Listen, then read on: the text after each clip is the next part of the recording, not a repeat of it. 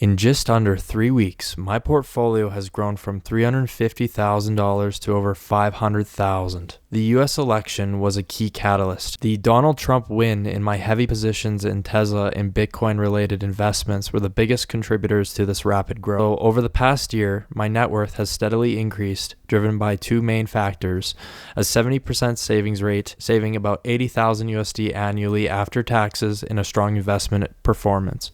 Here's the chart of my net worth over the last year. As you can see, we've recently just taken off like a rocket. Tesla surged over 40% after the election, fueled by positive news on self-driving regulations and broader market sentiment. His position in the Department of Government Efficiency also has an impact on the price of Tesla. My contracts have been a major growth driver during this period. Bitcoin climbed near 100,000 and has been another major contributor. My large position in Bitcoin has consistently delivered strong returns as a high growth asset. Earlier this year, I built a sizable position in MicroStrategy.